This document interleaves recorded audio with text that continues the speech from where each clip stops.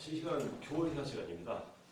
작년 1학기 때부터 시작했기 때문에 2학기 과정이 중도이기 때문에 초반부를 아마 강의를 함께 못 하셨던 분들은 다소 연결하는 데 있어서 좀 다소 어려움이 있을지 모르겠습니다.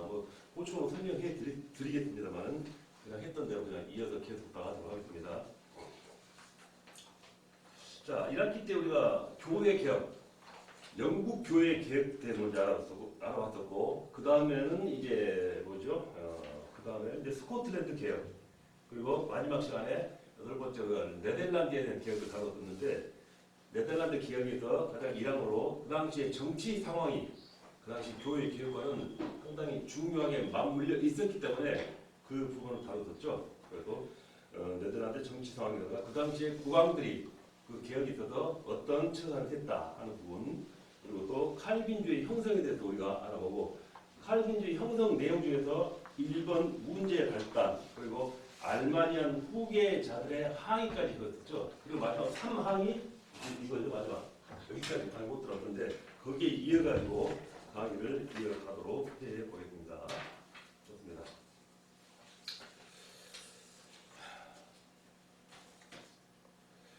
자, 그 당시 이제 칼빈주의의 내용이 상당히 마지막 항이 있었는데, 네덜란드 그 당시에 개혁이 있어서 가지고는 그 당시 네덜란드의 칼빈주의는 도르트 회의에서 제정이 되었었던 그러한 내용들입니다. 자, 이 회의는 1618년 11월 13일부터 1619년 5월 28일까지 154일 동안에 걸쳐서 계속이 되었었죠. 그래가지고 이 회의의 회원국 중에서 외국인은 27명이었습니다. 물론 네덜란드는 떼고 나서 말씀드린 거겠죠. 자, 그들은 주로 영국, 그리고 스코틀랜드, 그리고 독일, 스위스 학자들이 대부분이었었죠.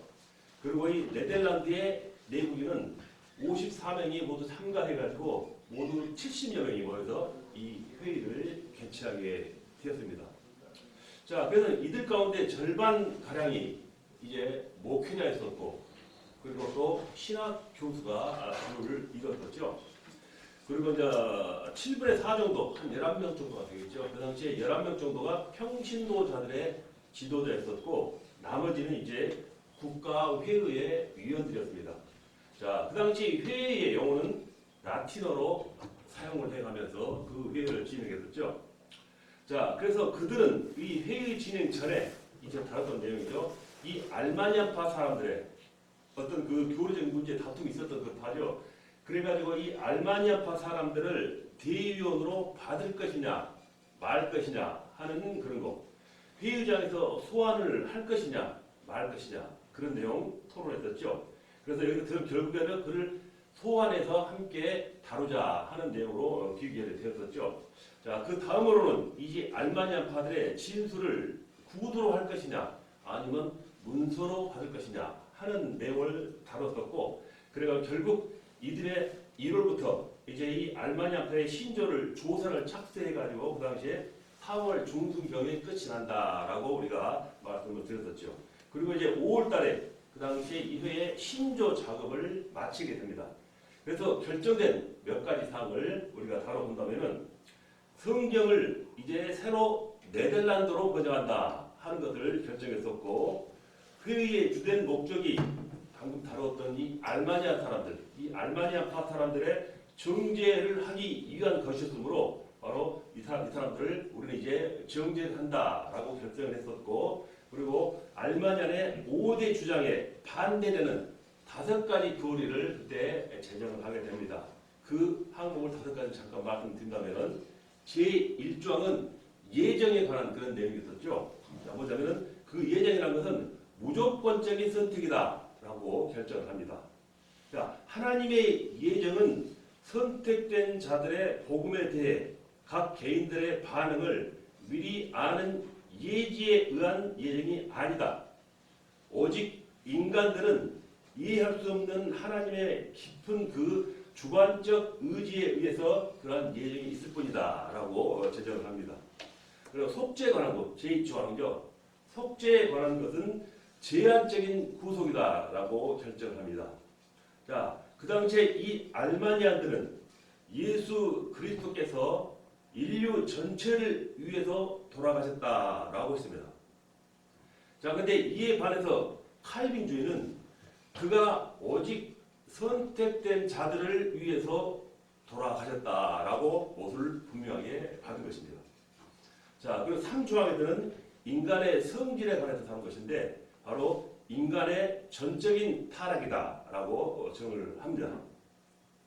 자, 비록 타락한 이러한 인간들 가운데도 자연적인 어떤 빛의 흔적이 남아 있기는 하지만은 인간의 본성이 너무 타락하였으므로 이러한 빛은 올바로 사용할 수 없다. 그리고 이러한 모습은 단지 세속적이고 자연적인 그러한 사물들에 의해서 적용되는 것이다.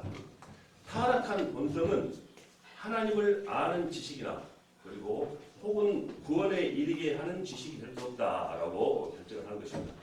그리고 이제 네 번째 조항에서는 은총에 관해서 다루는 내용입니다. 은혜는 지향할 수 없다. 지향할 수 없는 은혜라고 이렇게 못을 박죠. 자, 그리고 제 5조항은 성도들의 보존, 성도들의 견인을 말하는 것입니다. 자, 하나님의 선택된 자는 은혜 속에서 이제 견인하며 절대로 은혜에서 떨어질 수 없다라고 이제 그 당시에서 이 5가지 조항을 결정하게 됩니다. 다시 말한다면 예정에 관해서, 두 번째로는 속죄에 관해서, 그리고 세 번째는 인간의 성질에 관해서, 그리고 네 번째는 은총에 관해서, 그리고 다섯 번째는 성도들의 보전, 성도들의 견인에 관해서 이렇게 제정을 하게 되겠습니다. 자, 이렇게 칼빈의 이 5대의 교리는 이제 정통 칼빈주의 상징처럼 되죠. 그 후에 당시 이제 웨스트민스터 신행 고백이 1643년에 이루어집니다. 그래가지고 그 당시 칼빈주의에 있어서 방금 말씀드린 그 교리하고 이 웨스트민스터 조항이 가장 대표적인 교리가 되는 것이죠. 자, 그래서 결국 이게 다음에 정통주의로 연결이 되어가게 된 것입니다. 자, 이 내용이 우리 1학기 때 마지막에 여러분과 설명하지 못했던 세 번째 칼빈주의, 네덜란드의 당시 칼빈주의 내용을 다룬 내용입니다. 자, 이제 제 9항목으로 넘어가 보겠습니다. 자, 카톨릭의 반개혁 운동입니다. 자, 카톨릭의 반개혁 운동이 뭐라냐면은 이 카톨릭이 어떤 부패와 잘못으로 인해 가지고 새로운 개혁 세력에 의해서 개혁이 이루어져 나가죠. 이 개혁이 이루어져 나가기 때문에 이 카톨릭 자체에서는 자기들의 많은 세력이 힘을 잃게 되고 와해가 된다 하는 그런 경우에 있는 것입니다. 그래서 이러한 것을 반대하기 위해서, 반하기 위해서 만든 것이 바로 이 반개혁 운동이죠. 그러니까 개혁 당하고 있는 그 캐톨릭을 저지하기 위한 그런 개혁이다라고 생각하시면 되겠죠. 자, 교회 개혁 기간 동안에 그 당시에 교황들은 이 당시에 어떠한 일이 생겼는가 하는 부분을 한번 우리가 자세하게 한번 다뤄보겠습니다.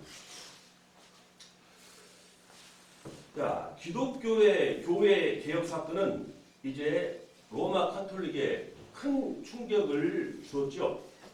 자, 16세기부터 이렇게 시작된 유럽의 기독교 교회 개혁은 이렇게 150년 동안에 걸쳐가지고 카톨릭에게 방금 말씀드린 대로 굉장히 큰 충격을, 즉 혼치를 주게 되었습니다.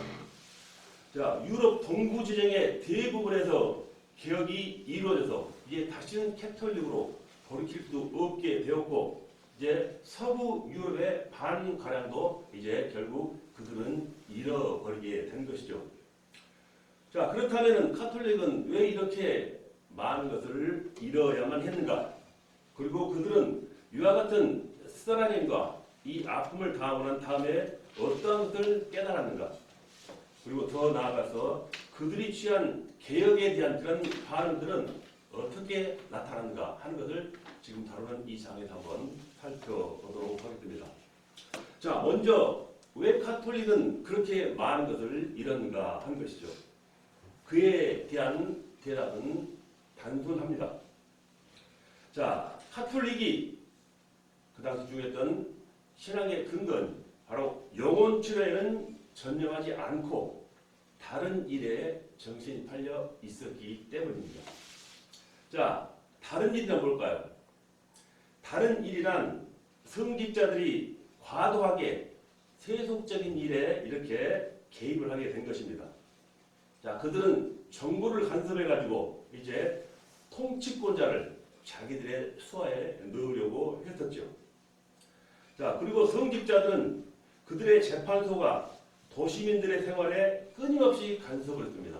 어떤 교회적인 내부만 간섭을 했는데 세속적인 사소한 국민들의 모든 일에도 자기들의 그런 재판으로 다뤄나갔다라는 것이죠. 자, 그리고 또 이 성직자들은 자기네들이 속한 땅의 일상적 법률에 순종할 수 없다. 즉 나라의 정인 그 지방의 법률에 우리는 순종할 수 없다라는 그런 주장을 하면서 반응을 하죠. 자, 자기들의 실속을 다 챙기는 성직 이익권에 자기들이 만든 그 법이 우선이었다라는 것입니다. 자, 그리고 이런 것에 양식 있는 발언을 해서 비유를 거스르는, 즉 자기들의 의사와 반대하는 발언을 한 사람들은 출교라는 그런 끔찍한 벌을 내려가서 쫓아냈다라는 것입니다. 자, 이렇게 말씀드린 이와 같은 로마 카톨릭의 통치 체제는 경건성의 결핍을 가져왔으며 국가를 타락하게 하는 그런 원천이라 하는 그런 부분에 다다르게 된 것입니다. 그래서 이 모든 이는 이러한 것에 대한 변화를 갈망하게 되지요. 자, 그래서 이 변화에 대한 갈망은 정치인, 지식인, 귀족, 그리고 도시민, 그리고 양식 있는 모든 성직자들, 그리고 수도사, 교구 사제에 이르기까지 모두 다 마찬가지였다라는 것입니다. 자, 그래서 이들 대다수는 개혁되지 않는 이 교황청이야말로 유럽의 지속적인 골칫거리다라고 인식을 하게 된다는 것입니다.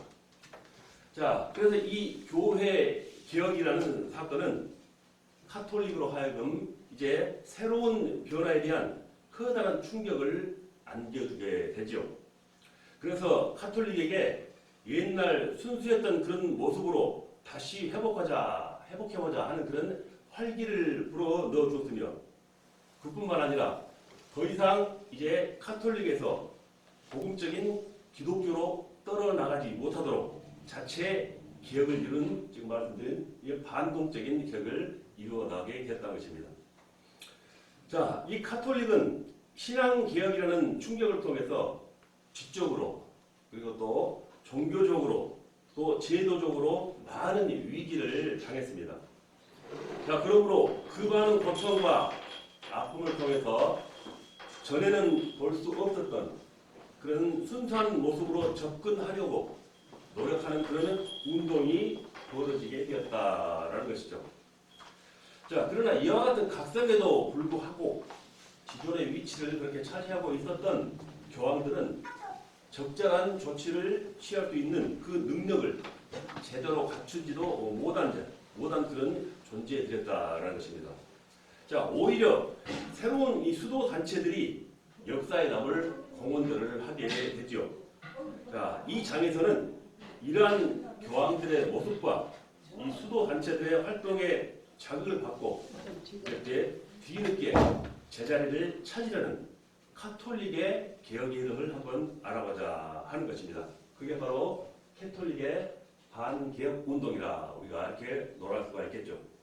자, 그렇다면 이 교회 개혁 기간에 걸쳐갔던 그 교황들은 어떠한 사명을 가지고 어떠한 행적을 남겼는가 하는 부분을 좀 더 우리가 자세하게 다뤄보도록 하겠습니다.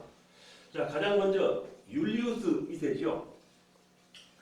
자, 이 율리우스 2세는 나이가 60세일 때 교황으로 당선이 되었습니다. 자, 그가 교황에 당선됐을 때는 통풍으로 건강이 좋지 않아서 많은 고생을 했다라는 그런 장면이 있었죠.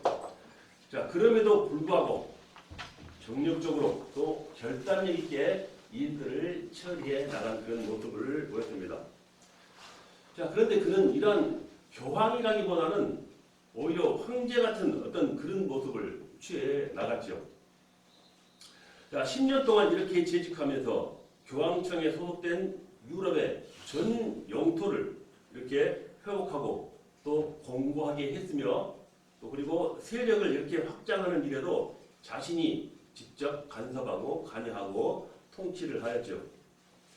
자, 그는 이제 율리스 2세죠. 그는 교황청이 지상의 군주의 위협에서 벗어나게 하는 일에 몰두했다라는 것입니다. 자, 지상의 군주라면 쉽게 말해 국가적인 황제가 이 교황청을 다스리는 일, 이 세 속에서 권 속에서 벗어나려 했다라는 것입니다.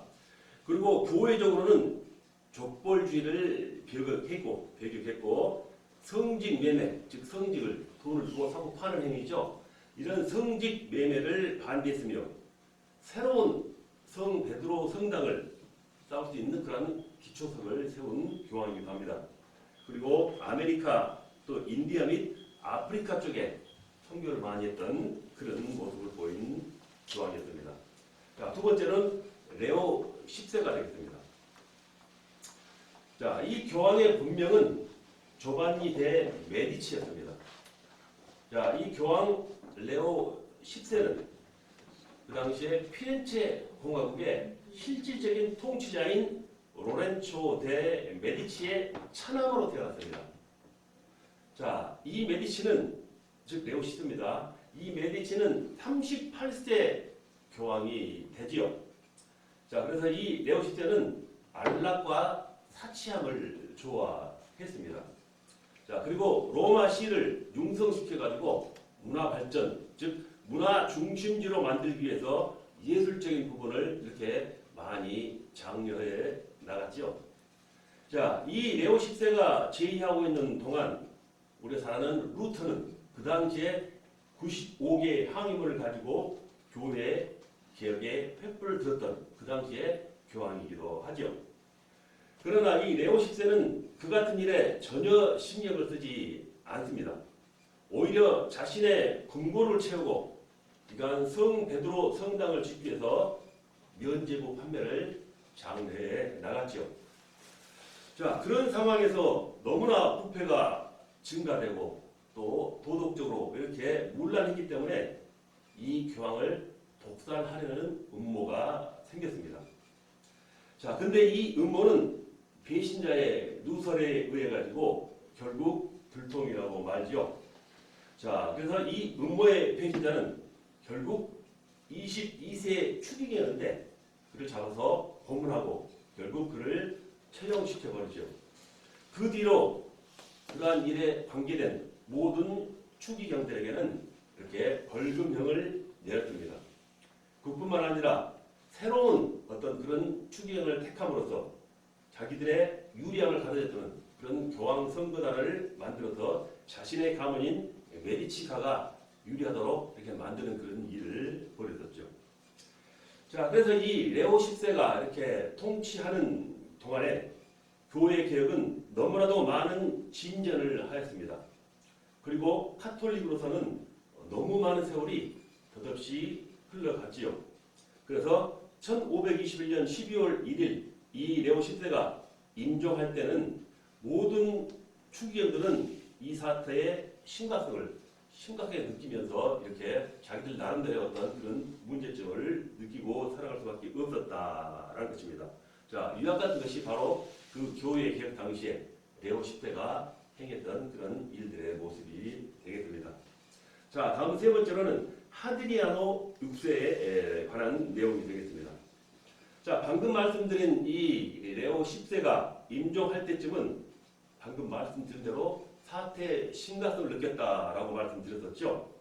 자, 그래서 그 선거인단에서는 이러한 교착된 이 어려운 상태에 있는 그런 모든 관계를 그런 상태를 극복하고 또 참신하고 이렇게 능력 있는 사람을 교황으로 선출을 하게 됩니다. 그래서 이 하드리안은 네덜란드 출생으로서 위트레트 태생이었습니다. 네덜란드 출신의 태생이었다는 말씀이 되겠죠. 그래서 그는 공동생활 형제단에서 공동생활 형제단이란 우리 1학기 때 다뤘던 그런 종교개혁에 가담했던 그런 세력들을 말씀드린 것이죠. 거기서 교육을 받았다라는 것입니다. 그리고 그 후에 이제 루뱅 대학에서 강의를 했습니다. 그는 에라스무스의 친구였고 카를 로세, 즉 칭슨 로마 제국의 황제죠. 초대 황제입니다. 이 카를 로세가 어렸을 때 그에 대한 가정교사를 맡았습니다. 그리고 또한 스페인의 토르토사 대주교와 카스틸과 아라곤 주제 그러한 교황 사절을 역임도 했었죠. 자, 그는 이 카를 한국 황제입니다. 카를이 자리를 비울 때 그 왕이 출타 중이거나 그 자리를 비웠을 때 이 사람이 직접 가서 그에 대한 일을 도맡아서 처리하고 또 스페인에서도 이러한 섭정을 했었다라는 것입니다. 자, 그는 학문이 깊고 즉 하드리아노 있습니다. 학문이 깊고 금욕적이고 종교성이 깊은 데다가 그리고 많은 행정에 체험이 있었던 사람이요. 그야말로 카톨릭 내의 개혁을 주도하기 위해 아주 적합한 인물이었다라고 말하는 것입니다. 자, 그런데 그는 교황으로서의 어떤 그 자리에서는 힘을 발휘하지 못했습니다. 그 까닭은 그가 라틴어에 능통하지 못했을 뿐만 아니라 또 예술에 취미가 없었기 때문에 그러한 어떤 결과를 이루어왔다라고 판단을 합니다. 자, 이와 같은 이유 때문에 이탈리아인의 르네상스 기준에서 즉 문예 풍의 기준에서 평가할 때 사람들이 말하면 그는 촌박한 티를 벗지 못한 수도사 정도로 이렇게 멸시를 당하기까지 했다라는 것입니다. 자, 그는 실망과 우라에 가득 찬 채 1513년 9월 14일 별세를 하지요. 자, 그는 이탈리아 사람이 아니었기 때문에 자기 능력을 펴보지도 못한 채 2년 만에 죽고 말았습니다. 자, 이렇게 하드리아노 6세가 이렇게 다뤘다는 행적을 잠깐 살펴보았습니다. 자, 다음 네 번째로 이제 클레멘스 7세가 되겠죠. 자, 우리가 다루고 있는 내용은 카톨릭의 반개혁 운동 당시에 교황들이 맡았던 그런 내용들을 다루고 있습니다. 자, 이 클레멘스 7세는 개혁 노력이 이렇게 무의로 돌아가는 것을 옆에서 지켜보고 있던 추기경들은 이렇게 교황들이 바른 길에 돌아가지 못하고 개혁에 이룰 수 없는 그런 상황을 보고 있었다라는 것입니다. 이 추기경들은 이제 이탈리아인이 아닌 교황이 빨리 수고한 것을 다행으로 생각했습니다. 즉 방금 말씀드린 이 하드리아노 1세가 7세가 빨리 죽은 것을 6세가 빨리 죽은 것을 다행으로 생각했다라는 내용입니다. 그래서 전의 교황 레오 10세의 사촌 동생인 줄리오 드 메디치를 이제 교황으로 선포를 합니다. 그리고 그의 이름을 클레멘트 7세라고 칭하지요. 자, 이 클레멘트 7세는 레오 10세처럼 사치를 하거나 향락을 즐기지 않았습니다. 그는 재치도 있고 또 사귀기 쉬운 도예지 스타일의 어떤 그런 성직자로서 자, 예술을 장려하는 그런 인물이었죠. 자, 그에게는 특별한 어떤 그런 약점은 없었으나 고질적으로 성격이 이렇게 우유부단하고 모든 일을 이렇게 뒤로 미루기를 좋아했습니다. 그래서 모든 일이 지체가 되었고 그리고 소심함 때문에 목적이 불분명한 그런 기질을 가지고 살아가는 인물이었었죠. 자, 그래서 그는 고위성직 자리에 정치적이고 그리고 개인적인 이해관계가 있는 일을 자기 밑에 임명을 했습니다. 심지어 18세, 18살인 집안의 조카를 추기경으로 이렇게 임명하게 됐죠. 자, 그의 불분명한 이런 성격 때문에 재위 기간에 많은 것을 잃게 되죠. 자, 먼저 잉글랜드가 교황권의 권위로부터 독립을 해 나가버립니다. 자, 또 스페인의 카를 5세가 교황이 이제 프랑스 편을 든다면서 즉 스페인하고 프랑스가 전쟁이 있었다는 것입니다. 자, 스페인 편을 들지 않고 프랑스 편을 든다면서 군대를 파견해서 이 로마를 카를 5세가 또 점령을 해버립니다. 그래서 이때 교황은 성 안젤로 성당에 도피를 해야만 했었죠. 자, 또 독일의 루터 문제를 해결하기 위해서 사람을 보냈는데 그 사람을 또 잘못 기억하죠.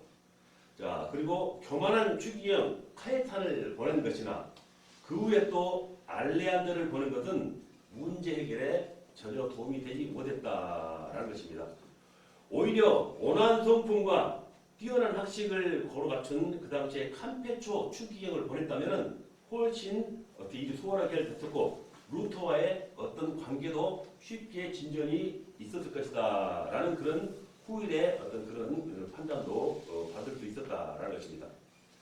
자, 그래서 이 클레멘스 7세는 1532년 이제 5월에 종교회 소집에 동의를 하고 1533년 9월 25일 자기가 동의한 그 소집령에 내리지 못한 채 그는 결국 죽고 말게 되죠.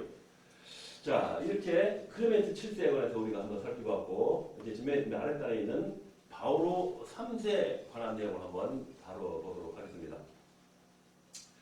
자, 이 교황의 본명 바오로 3세의 본명은 알렉산드로 파르네티입니다. 이 사람 역시 전형적인 어떤 그런 르네상스형의 고위 성직자였죠.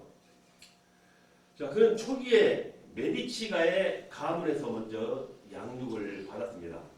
자, 그에게는 여러 명의 사생아들이 딸려 있었죠.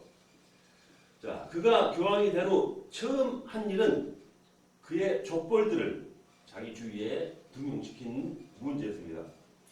그래서 14세 스포르자 14살입니다. 14살의 스포르차와 또 손자 알렉산드로 파르세레를 그의 편에 의하면은 노령들을 이용하기 위해서 임명했다라는 그런 핑계를 대가면서 임명을 하게 되죠. 또 자기 아들들을 파르마 즉 피아첸차의 공에 임명했었고 그리고 또 신학보다는 오히려 더 점성술을 의지하는 모습을 보이기도 했습니다. 그리고 로마시를 이제 르네상스 즉 예술의 중심 도시로 만들기 위해서 유럽의 각 국가들로부터 이렇게 모든 수단을 다해서 자금을 끌어들이기도 합니다. 자, 그런데 이 바오로 3세는 가톨릭 개혁 운동에도 이제 일행을 담당하게 됩니다. 자, 그는 먼저 면제부 판매와 관련된 그런 가장한 추악한 악덕들을 평정했습니다. 그리고 부제자 주교들에게도 이제 자기 각자 임지로 돌아가서 감독의 직무에 충실할 것을 이렇게 명령을 하죠. 또 추기경으로 이렇게 뛰어난 에라스무스주의의 성직자들을 이제 즉 바로선 제대로 된 성직자들을 이렇게 임명하기도 했다라는 것입니다. 여기에는 유명한 카라파, 레지널드 폴 그런 사람들이 자리하고 있었죠. 자, 또 뭐 이제 그 다음에는 이제 로마에 본부를 둔 종교 재판소를 다시 재조직했고 이제 개혁의 일정을 제출할 조사위원회를 출범을 시켰습니다. 자, 그리고 제이수스 선교단, 이 제이수스 선교단은 바로 다음 시간에 다룰 내용인데 바로 우리말로 번역한다면 예수회죠. 예수의 선교단입니다. 이 제수이트 선교단을 공인해서 그들을 이용해서 선교했습니다. 즉 자기들 선교를 한 것입니다. 자, 또 신세계에서 인디언들을 노예화했던 그런 것을 법으로 금지시키기도 했습니다. 자, 이때 새로 임명받은 추기경 가스파로 콘타리니가 바오로 3세에게 교회의 개혁에 관한 자문을 이렇게 제출합니다. 자, 이 콘타리니는 교회 개혁위원회 위원장으로서 1536년 11월 초에 1537년 2월 중순까지 거의 매일 이렇게 모이다시피 해서 자문서를 제출하지요. 자, 이 내용을 보면은 자, 족벌주의, 성직매매, 그리고 복수 교직 중임, 그리고 부재 성직자, 그리고 세속 및 일반 성직자들의 비도덕적 생활, 용연 처벌 해제 제도, 그리고 창궐하고 있는 뇌물수 현상 등 각종 타락상들을 이렇게 열거해서 교황에게 보고를 하죠.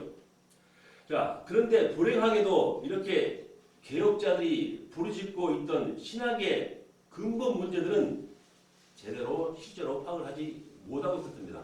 자, 실제로 중요한 것은 놔두고 다른 것에만 신경 썼다라는 해석이 되겠죠. 자, 예컨대 면죄부에 관한 문제라든지 칭의에 관한 문제라든지 자 이런 것은 전혀 취급을 하지 않았다라는 것입니다.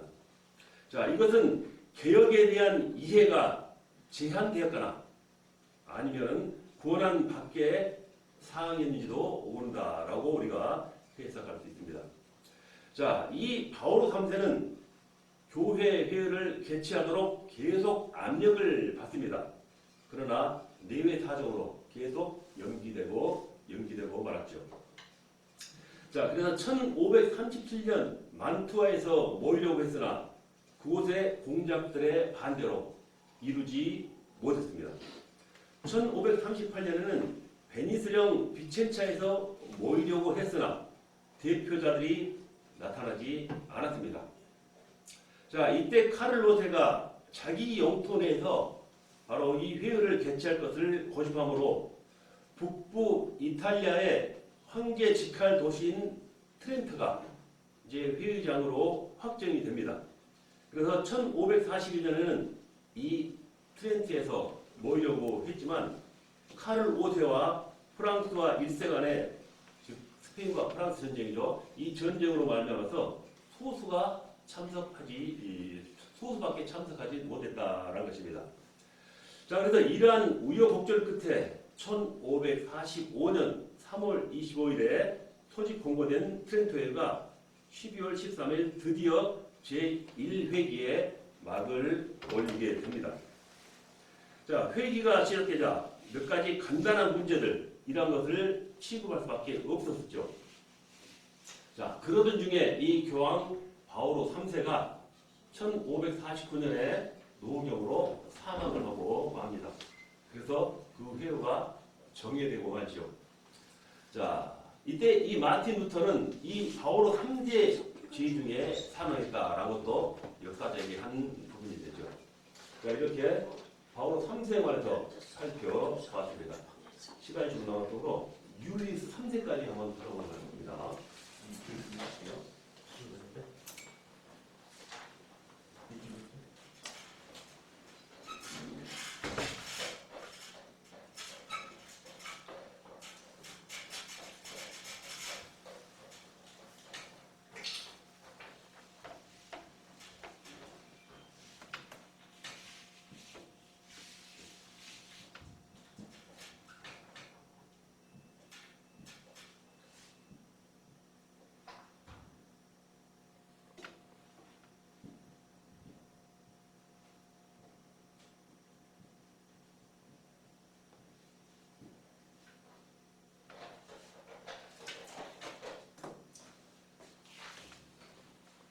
자, 이 율리우스 3세는 바오로 3세 사망 후에 교황 선출을 위해서 수개월간 난항 끝에 이렇게 1550년 2월 7일에 선출이 되었습니다. 자, 그는 델몬테 추기경으로 바오로 3세가 임명한 개혁위원 중에 한 사람이었습니다. 자, 그는 또 트렌트 공의에서 교황청의 대변인으로 이렇게 지냈었던 여유만만한 기질을 가진 토스카나 지방의 출신의 사람이 있었죠.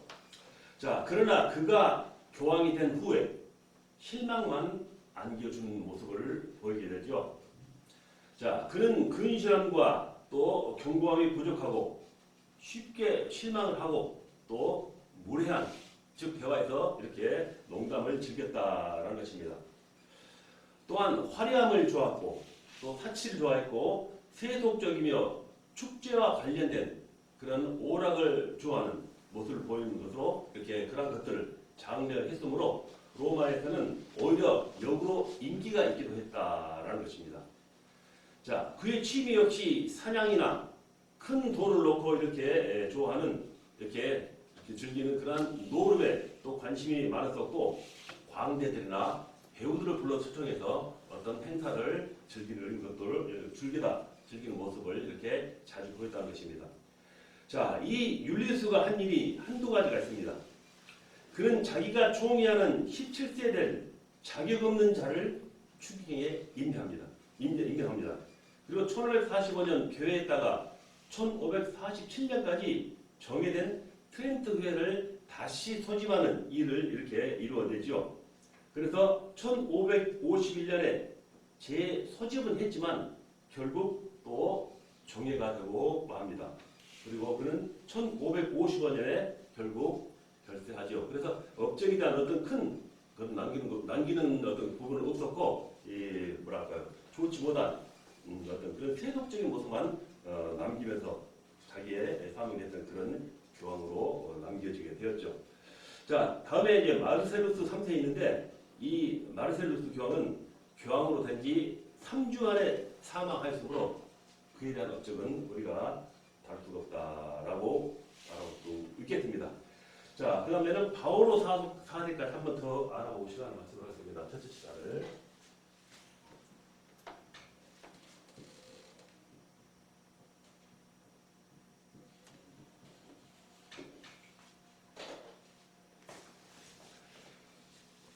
자, 바오로 4세. 이 교황은 본명이 조반니 피에트로 카라파입니다. 자, 그 당시에 9사람 중에 개혁위원 중에 한 사람으로 자리하고 있었죠. 자, 이 바오로 4세가 교황으로 선출되었을 때는 나이가 79세가 다 된 그런 시기였습니다. 자, 그런데도 4년 동안 이러한 교황의 업무를 왕성하게 발휘를 했죠. 그는 학식이 있었고 청렴했으며, 그리고 신앙심이 깊고, 그리고 금욕적이고, 타협을 모르고 솔직하며, 또 어떤 말과 성질이 약간 급한 편이었다라고 평가를 합니다.